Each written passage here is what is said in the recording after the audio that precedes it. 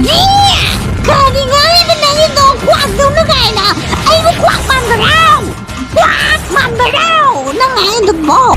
Tamwa. Chete sera so America go ma hello dana. Nani nasak to ga mana ba Africa ta chani to kali gino.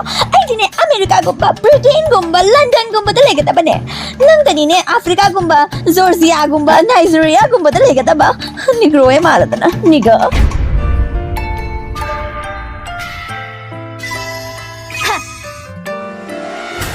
Ima, tamu jauh tahu risau udah dana. Maki ina masih hijrani matam tadi ko. Thabak sangde, hai nama ki thabak to. Am to jum dah tolak ta bane. Hajik ti kai no ne. Hafta aku tinggi lakta ba yau dre ne. Si mama ikai na dre se.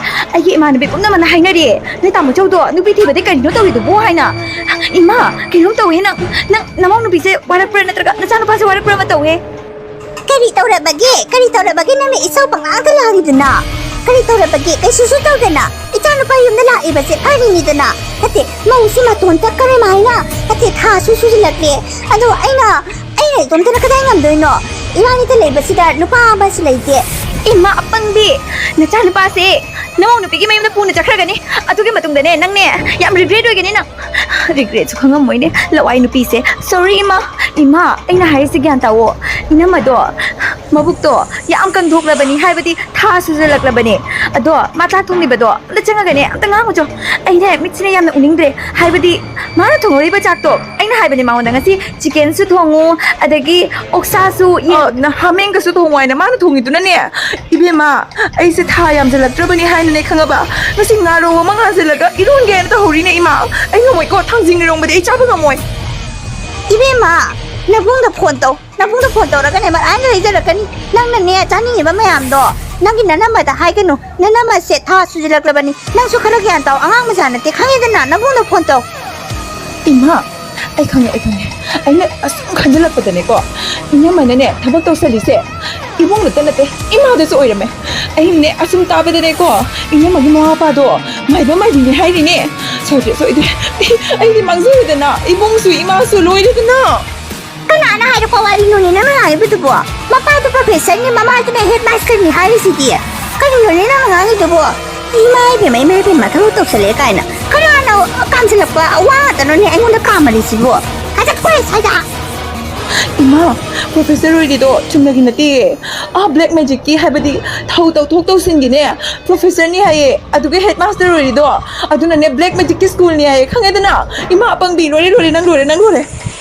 Kani no ni janu pin nang ngai ba me ap si bo asing bare nya hai ma adu di soi dre da na ai ne isa bu thajir da na imo ngarang ta lak bi imo si ka karam da thajir ni isa bu thajai ai tau ge kari gi ai gi janu pa da karam na ma na khudin jan ba ngam dau ri ba ma gu man pi na tau ge ma sa ma bu kang ni da ma bu tu ka ta ka ru ge hai kai no nang tu ba kari no nang si li du ba kari no nang li ba pure to bo kadai de gi no kari no ne kari po no to bo ma ai si di ba se online de order to bane hai di asi se yam comfortable hoi ta hai ta re ko hai ba di baby se yam na safe le do ne adagi mi na kaw bo khot pa ka to ra su ne hai di baby bam ta ne ko kana am na touch to ba ngam roi da ba asi se khanga ba dinosaur dress ka wi ima phajatra ima oi se ma di na chan pa do crack churi do khara pharam ga ta bane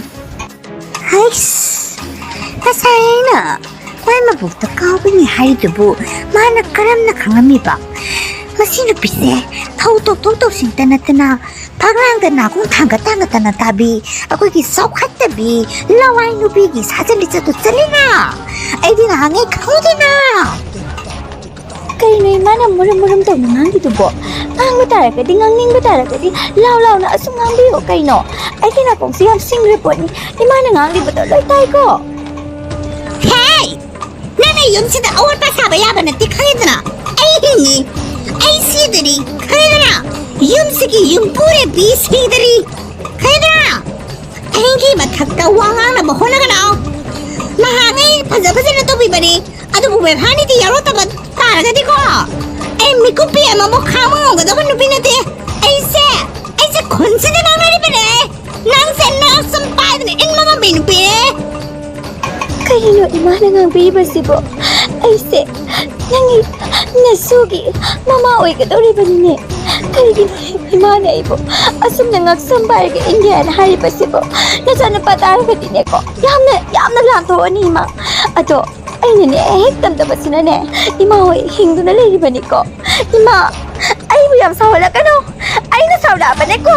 Kwag daw na ngali ba na sila puhay ka ne ko. Kani ngali ba na ito kwag daw na kaya na. Ay mo kwag man ba raw. Kwag man ba raw. Nangayon doon mo. Alam mo hamaga. Kaya isang napadatam na bagi ako hingin ni kana. Kaya isang napado ay na po iba lang na po panate kaya na.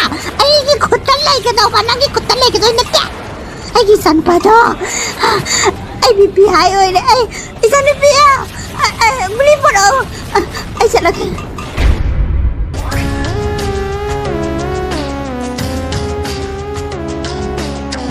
Ina mana ko ni. Tage na tari bini sa ginangin na mauno piwari sa kuisale tabase hapta adale. At tani nga train do nang nasano pi ai bim lay bodo. Maya ang nang ne ne madul hongi loy dene madul masana map tadi ba masak na mamusin mo dana. At thada loy do bo. Kari no ta binde nang nang ai do bukala dina.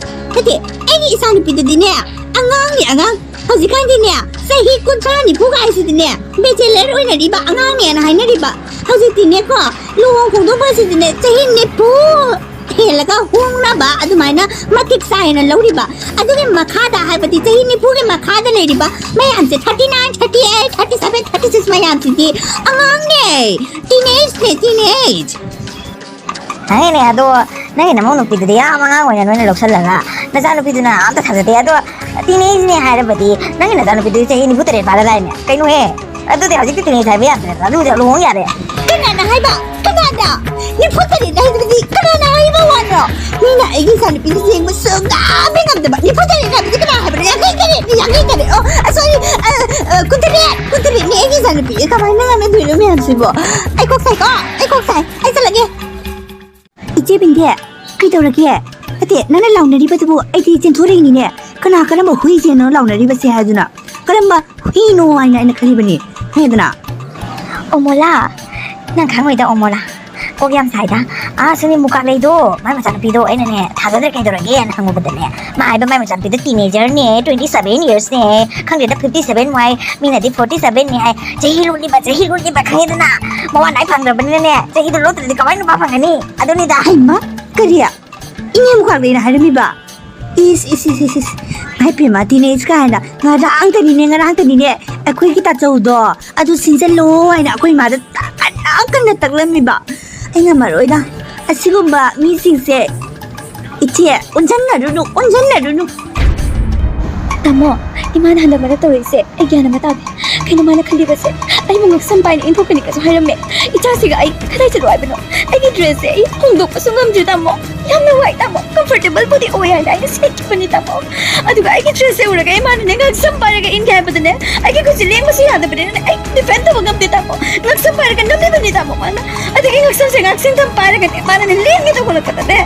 ai gi sa se ura lai ba de gi mana au ri ba tamo ai na semjala ga de tam mi ka khanya no tamo ai di chinti ba mi na te ko tamo chinti de nang ngai bu punna ma ai gan chai imana loi tarom no ne kangi ai no ma da se ima do mong cha da bani ai gi sanu pi am lai dai yon sitabi am ga lai dai ma wa su lai te no pa su lai te koi na bam su lai te no pa su hobi de ma sang na ma thi ni ba adu ga ma ba ni changa ga nang mo da kya mo di ai ba se ai loi na kangi bani chala da bani bani abroad ta chala da bani ai ngang na ga bani koi gi itaw ma da akoi afrika ja tro bani tamo chapa sala so america gu mahiro dana nang na saktu ga mana ba africa da chini do kari kida ai dine america gu ba britain gu ba london gu ba dale ga bane nang tani ne africa gu ba georgia gu ba nigeria gu ba dale ga ba negro e mala dana niga ai na ai bodo africa ai bane te america ai bane soi bane ai gi do america da tamo tani dana se hai ba in ba tamo ai na hydra ai ki tamo di yan na hai ba ili ai na punna ma to ku ni tamo di very good boy chala sila o ai ki passport visa ka do puthuro tamo chala si isang pi na si di ne ai na pazana tu de ka bani ma do ai na khaja ba de ne hai yan ki ka ma chin ko ong khata na kuma ka ta ba ka man de ma ge ka na ge black magic adu na ka chang ba ya ba na te khai da na ai ki mangda ol pasaba yaba nati Hoy ima, adumakni. Imana na ne, ngamjadabi yan saranu ko. Hojik matap sa pajaba ne. Aduna ne, hojik tak ihaw na ne. Singo imana ang singo ko.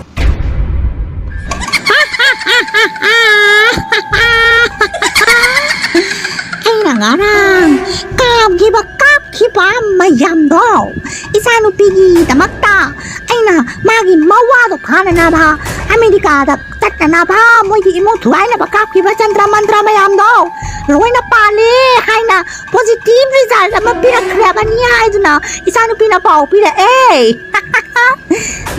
inay no pitna di hari ba ibe ma nang di headmaster ni hay niya ka salary kam jagi hay na ka ay na di hay dire saroi kamagi wa saya na oh my god susampang manupi madugo manupi di lamsawi na siba na pay ay